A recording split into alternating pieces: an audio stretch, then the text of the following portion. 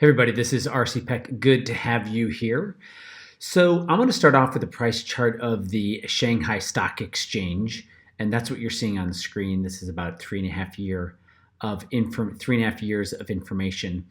So the first case of COVID-19 was presented to the World Health Organization. China presented it to them on December 31st, which is just kind of between the two blue vertical lines. And as you can see, looking at the Shanghai Stock Exchange, the market fell. It actually first went up, and then it had a total fall of about, let's just round it and call it 12%. And then it corrected to the upside. And let me just see if I get this. So the market in China has already recovered from the reporting of its first case to the World Health Organization. So that was December 31st to I'm recording this on March 5th. So let's just call it just a tinge over 2 months. It is fully recovered. Now, what's even more interesting to me is if we look at the NASDAQ of China, it tells actually a very different picture. Here's the same. It's still 3.5 years of range. And from the first COVID-19 case, which is, again, I'll just put it between my two blue lines, the tech index in China is actually up 4.4% and is coiling, but has been breaking to the upside and it's at about maybe a year and a half highs right now. So from a price chart point of view, it really appears that the COVID-19 flu scare has fully left China. China had the very similar type of reaction that the rest of the world is having right now. And from its first case being brought public, which was December 31st till today, again, I'm just going to call that roughly 2 months and a week, it has fully recovered. This is important because it started in Wuhan, China. Now, China's a little different. It's a communist country. They can shut down storefronts. They can shut down taxis. They can shut down whatever they want. It's a communist country. So they may actually be better prepared to handle a crisis like this simply by shutting down cities or railways or buses, unlike maybe a democratic country. But I will say the US has a better healthcare system, a way better healthcare system than China does. As you guys know, I was an Asian studies major, spent a bunch of years living in China, and I sold medical software and hardware. So though things have changed, having been to a lot of hospitals in the 90s, comparing, and I understand it's not where they are today, but I have maybe a unique point of view, having spent so much time in hospitals in China in my 20s. So it looks like China's fully recovered. Now, will it continue to be recovered and move higher? We don't know that yet. It's always easy to say they're going to crash and come down and it's all going to come back and blah, blah, blah. But what we can tell right now is China's fully recovered from this COVID-19 flu epidemic from a stock market point of view. Now, next, what I want to do is I want to move over to gold because there's two things I'm noticing. First of all, stocks corrected, equities corrected in China. China is the second largest economy on the planet, and in many ways, the growth engine of the world. Money's been flowing into bonds and money has been flowing into gold. So I'm going to jump over to gold now. And the price chart you see here, it's pretty long. It's a 10-year price chart. This is gold priced in euros. And you can see here that gold broke out to a new lifetime high mid-2019, tested its old 2011 and 2012 high. Pretty important when that tests. And now gold broke up to a new lifetime high in February of this year. Again, this is gold priced in euros. So gold's at new lifetime highs in the euro, never seen before. Had a bit of a test down here, but the test retested the old high and is looking very strong. Now, gold in the British pound looks very similar, broke out in mid-19, had a testing of that breakout, tested it, and gold is within a hair's breadth of another new lifetime high when priced in British pounds. Then we go to gold priced in Swiss francs. And yep, gold is pounding on the ceiling in Swiss francs. It is not broken out to new lifetime highs, but it is definitely pounding at that ceiling. Again, trying to get above its 2011, 2012 highs. And gold, when priced in Swiss francs, is steadily working at that. So gold priced in dollars. Now, I'm showing this to you a little differently because I want to talk about gold in dollars, and I want to show you something that's interesting going on. So you look at two price charts on the screen, your eyes are not going crazy. They look almost similar, but they're not. So for a moment, just put your attention on the top price chart. The top price chart is a price chart of gold going back almost 10 years. So this is gold priced in US dollars. Gold finally broke out of a 7-year bottoming process in mid-2019. Right? It did not break to new lifetime highs. It just broke out of a bottoming process. And I've been talking about this 1385 price. It broke above that and then immediately moved to, I'll just tell you where I am right now, broke above that and immediately moved up to its next resistance point, which was this 1550 to 1600 price point. Gold hit it, bounced off it, and then broke through it. So gold is now broken through the second of the three barriers it needs to break through. And its last one from a price range is right around the $1,800 mark that it has to break through to get close to new lifetime highs. So gold is also moving higher in US dollars. Now here's something that I find interesting. Down here are the precious metal mining shares of gold. And as your brain, put your brain to the lower chart, precious metal mining shares have not broken out. Have not broken out. Even though gold's broken out of two, or is broken through two major resistances, mining shares have not. Okay, so there's a couple reasons. There could be 1,000 reasons. So I'm just going to share a couple reasons. Number one, maybe all those mining companies hedged all of their future gold production for the next 18 months.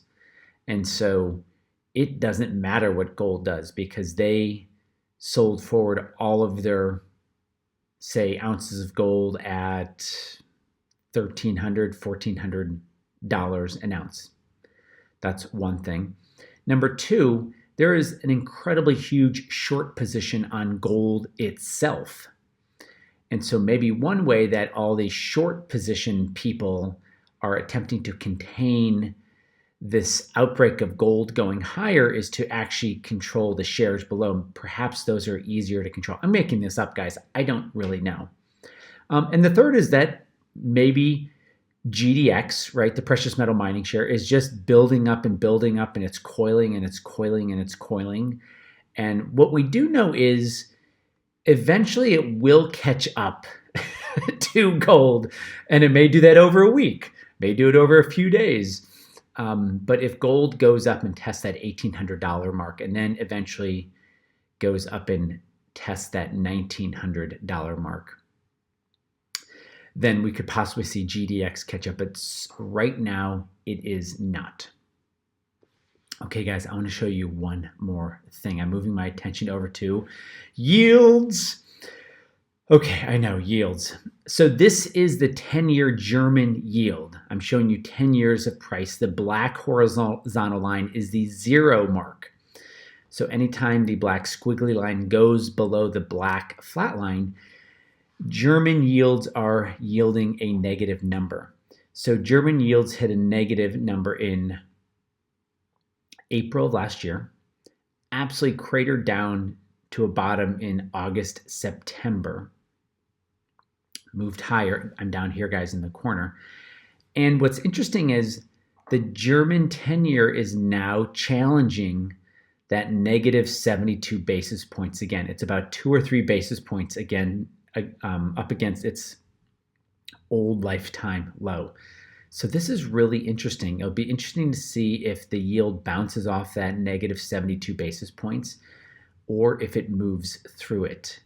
That's pretty amazing, right? People are giving the German government, in US terms, tens of millions, hundreds of millions, billions of dollars so they can earn negative 70 basis points. So people are clearly not buying the German rates for future cash flow. They're not buying it for income. They're buying it because they're scared and they're hoping someone else will buy it at an even higher price, which means an even lower yield. Now, moving on, we move to Germany is the fourth largest economy in the world. We move up to the third largest economy in the world called Japan. Japan's interesting. Rates are actually going higher the last couple days. Now, they're still negative, but at negative 11 basis points, it makes that look like a deal up against the German Bund, the German 10-year treasury. So it's really interesting that Japan is looking more stable than Germany is.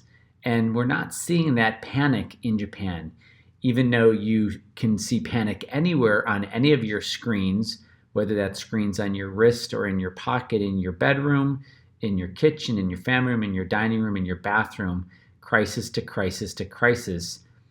Japan yields have stopped falling. And they stopped falling, 4 days ago. So that's interesting, isn't it? Because everyone's talking about how Japan's going to implode because of COVID-19. And then I take you to one of the more spectacular price charts I've seen in a while. And this is the yield on the US 10-year treasury.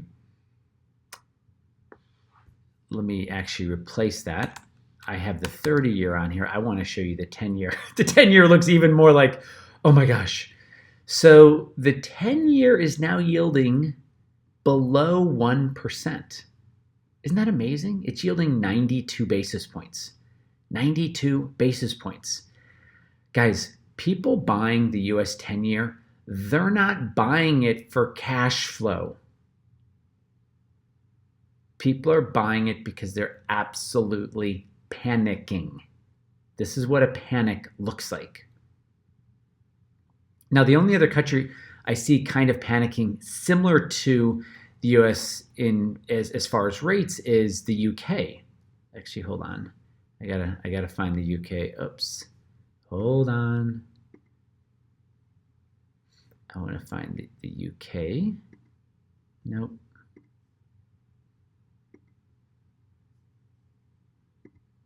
Here's the UK. There we go.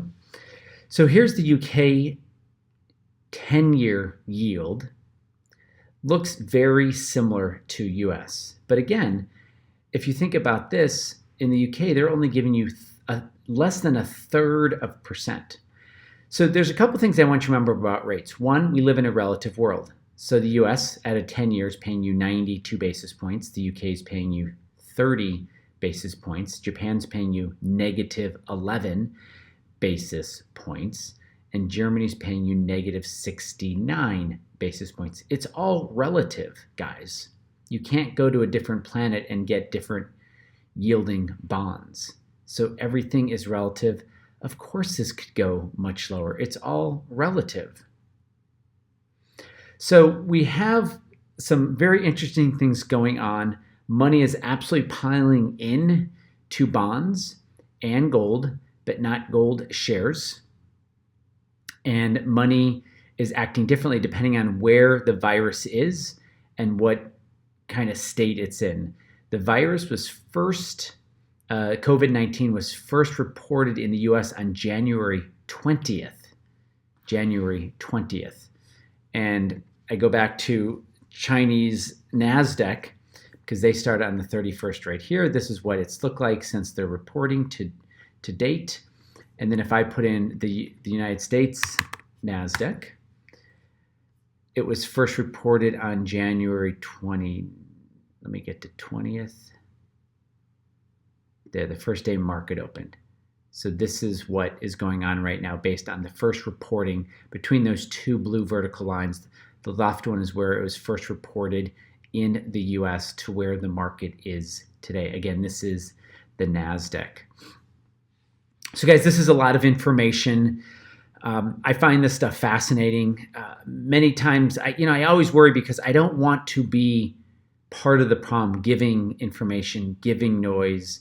And that's why I believe being taught to filter this information, right? Being trained to know what to do with your money, to have a strategy, to have a repeatable strategy, regardless of what's going on in the outside world, is something that is an absolute game changer for people, because then it doesn't really matter what goes on in the outside world, because you have this repeatable approach that can handle whatever happens. So guys, if you love this stuff and you really want to get a control over your money and your investing, then you're going to love my training. And for more information about that, you can just go to fearlesswealth.com/training. Thanks guys for being in my world. I will speak to you next week. Again, this is RC Peck. Take care.